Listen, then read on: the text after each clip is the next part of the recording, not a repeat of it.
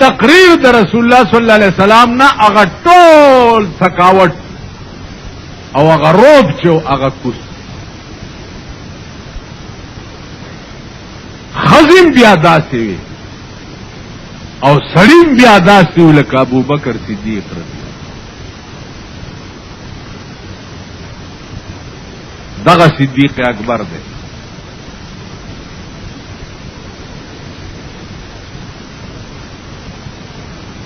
چې څو وخت کې په مکه کې پیغمبر تنگ شو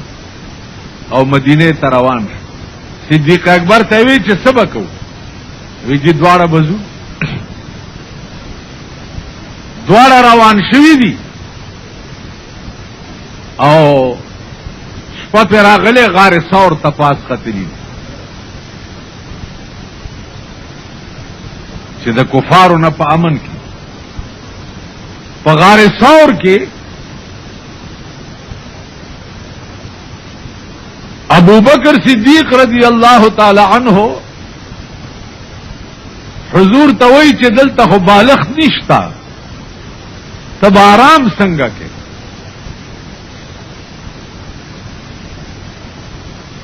حضور ورته وایي څه به وکړو صدیق اکبر د خپل غړولې دا او په خپل پتونه د پیغمبر سری خیر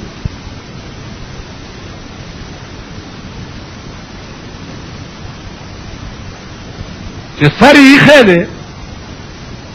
نو دا کمیسي غلې غوندې داسې ویسته ده او په دې غار ثور کې چې څومره سوري دي هغه په د کمیس شلولې ده او په هغه سورو تپې کړي دي چې بار نه مونږ څوک نه ګورو کاونټر ته حکم شوی دی چې فوراً ځاو د دې غار په خوله کې جاله جوړه کوه هګۍ پکې واچوه کبار نه چاو کته چې دا پته لګي چې دې غار کې څوک نه دي نه وي سکندونو خبره وا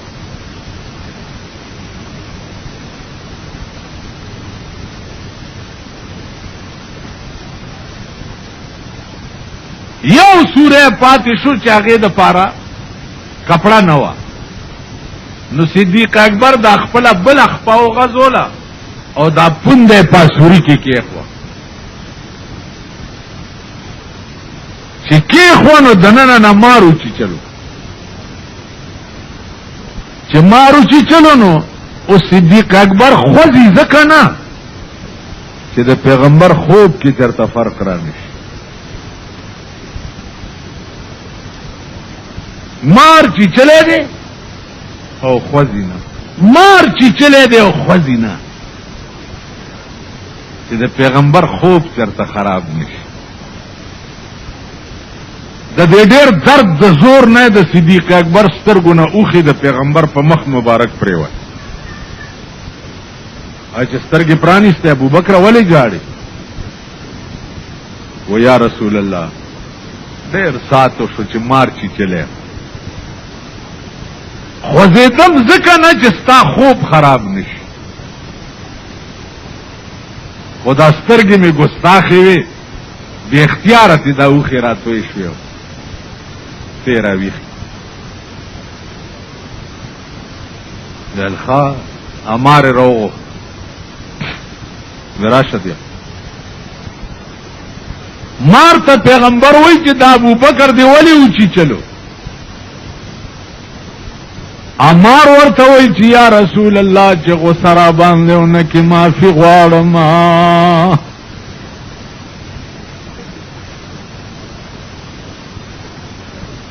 پک سوا کالو شو چې عیسی علیہ السلام خپل قوم ته تقریر کړو او په خپل قوم کې یاتی من بعدی اسمه احمد عیسی علیہ السلام قوم ته ویلو چې یاتی من بعدی اسمه احمد ما نرستو به یو پیغمبر راځي چې یو نامه به پاسمانونو کې احمد وی او پزمکه به محمد وی هغه پیغمبر به بیا د مکې نه هجرت کوي مدینه منوره ته بیا پلار کی او غر دے غار ثور ورته وی باغې کې بدریش په د کافرو نه پټو نو یا رسول الله شپږ سوه کاله وشو چې زه په دې غار کې ستا د دیدن په انتظار ناست ما. شپږ سوه کاله. ابو بکر صدیق د کمیس په ټوټه ټولې سوړې ټپې کړې چې ما پکې تا ته کتل. یوه سوړه پاتې وه چې به مې تا ته پکې کتل، هغې کې پونده کېښوا. نو یا رسول الله ستا په مینه کې داسې لیونی شوما چې په ځان پوه شوی نه یم او ابو بکر باندې مې چک ولګولو. اوس دې خوښه ده چې سره سره کې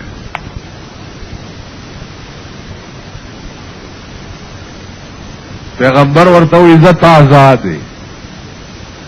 ابو بکر ته وایي خپه دې خوا کا. اعوذ باللہ من الشیطان الرجیم بسم اللہ الرحمن الرحیم الحمد للہ رب العالمین الرحمن الرحیم مالک یوم الدین ایاک نعبد و ایاک نستعین اهدنا الصراط المستقیم صراط الذین انعمت علیہم غیر المغضوب علیہم ولا الضالین. ابو بکر وی چې چف کولو سره والله کما ته دا محسوس کېده چې زما خپکې چرته ازغې تللی دی. لاړو درد مرد مار. عزیزانو په دغه ورځو کې لوی مشکلات داو چې په دې خلقو دا منل چې زه پیغمبر یم، بیا دا په منل چې زه اسمان ته تلم او خدای سره میراث و نیاز شوی دی، دا ډېر ګران کار پیدا کړ خلق. ابو جهل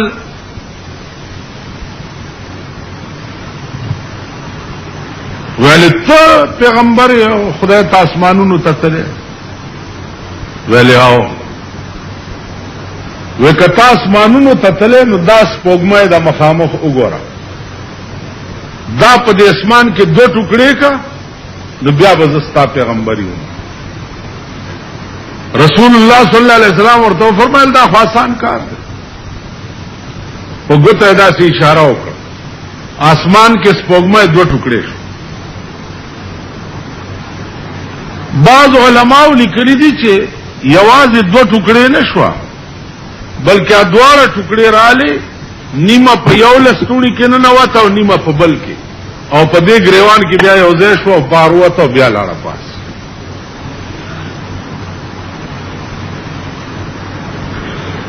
عرض داو چې ابو جهل السوي ابو جهل افوي جادوګری خو ډېر لوی جادوګری چې اسمانه پورې دیم جادو رس. بیا بار لاړو راغو لاس کې کانی نیولی. حضور علیہ السلام ته وایي چې گر رسول چیست در مشتم نهان کته رسولی نو ازما د لاس کې سدي. رسول الله صلی الله علیه وسلم ورته فرمایي څه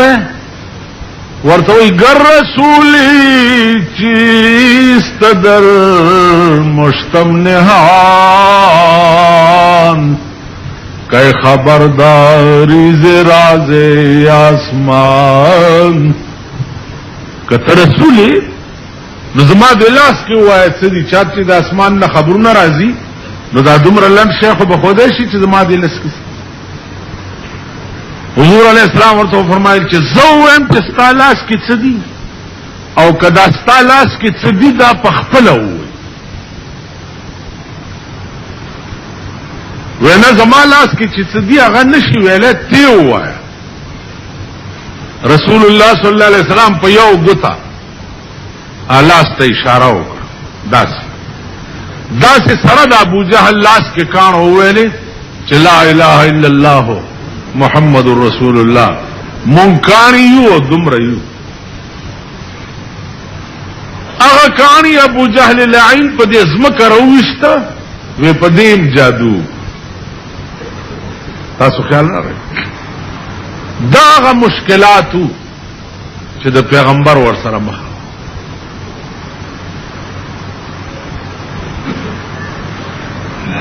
ابو بکر صدیق چونکه په ابتدا کې مسلمان شوی هغه بیا د مونږ کولو د پاره چې کوم مشکلات عقل بم حیران شي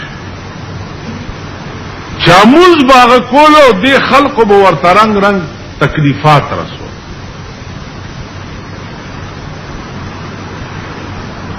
عزیزانو رسول اللہ صلی اللہ علیہ وسلم معجزات دا حد نه زیات حد دا معجزات چې دي بیا الله پاک ټول پیغمبرانو ته ورکړي لکه موسی علیہ السلام ته دا معجزه ورکړي و چې دا امسای ده او چې امسا به وګرځول داسې هغه نه به یو لوی اجتهاد جوړ لاس ته د ترخ کې به لاس داسې کو او چې واپس پرويستو اب پړکېدو د سپوږمۍ پښه عیسی علیہ السلام ته دا معجزه و چې قدرتی روند به یو سړی پیدا او د په لاس راخ کې به بیناش ابرس مرض به چې پچاو دا برګ لاس به چې پراخ کو امرض به تلاو دا معجزات دا هر یو پیغمبر د خپل خپل شان مناسب او د رسول الله صلی الله علیه وسلم معجزات چو بیا پټولو د دغه د معجزات بیا د چانو ځکه چې دا سنادید د قریشو دا باجس او جواب به نشو کوله چې بل جواب بنو ورتلو ول به دا جادوګر دی پروپاګاندا خو به کړی و یو سره ده دمګر دی دموناج هغه ول ما سره د لیوانیانو اجازه ده یاره کدا محمد عربي په ما خدای را پیښ ک نو ما سره د لیوانیانو اجازه ده چې دمه کې موجود شي قدرتی اورز په لار کې رسول الله صلی الله علیه وسلم ور سره مخ چې مخ شو ورته زلمیه خبره وره ما اوریدلی چې تلیوانه او ما سره د لیوانیانو اجازه ده اوس پیغمبر ورته څوي ورته وی نحمده ونستعينه ونستغفره ونؤمن به ونتوكل عليه ونعوذ بالله من شرور أنفسنا ومن سيئات أعمالنا من يهده الله فلا مضل له ومن يضلله فلا هادي له آدمګره ورته ها ته بیا وای پیغمبر ورته دا کلمات بیا وای چې بیا وای الله سی ولا ورک او وی لا اله الا الله محمد رسول ما د دنیا کلامونه اوریدلی دي خدا ستاغوندې کلام یاد خدای کې دی شي او یاد پیغمبر کې دی شي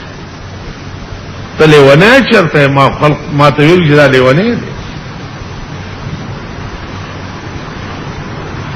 نو ارزا وزیدانو که تاسو خیالو کې د خپل زما یاره تاسو وایي چې دا دومره لوی کافر چې وګوره پیغمبر ته دی لیونه ستاسو زمانہ کې درته کم خلق چې د دین کار کوي دا قوم ورته لیونه وي کنه وي ها ولن دا تبلیغیان والا چانا روټه غواړي او بچانا غواړي بستر چا نه غواړي، کټ پوزه چا نه غواړي، نه پیسې خپلې، جامې خپلې وینځي، کټوای خپله پخوي، روټۍ خپله خوري. ستا جمعات تراشي دا وې سه روزه دا او دا یک روزه دا دا چله دا دلته به پراتی او تا ته به د خدای د دین دعوت درک. حالانکه په خپل ځای دا ټول مزدور کار دی، مزدورایم کوي، کارونه هم کوي او د خدای په لار کې دا وختونه هم لګي. دا قوم ورته څه وایي؟ لیونی ورته وایي که نه ورته؟ بلکې لیونی لا څه کوي، دا قوم ورته وایي چې دا د امریکې تنخواه اخلي. دا قوم او د امریکا کا دومره خشي چې مال تنخواه را کوي چې ته د خدای دین خلقو ته بیانوا، نو بیا د امریکې نه ښه ملک چرته شته؟ دې ذلیل قوم ته تاسو په مخ د ځمکه د امریکې نه لوی رذیل ملک به بل نه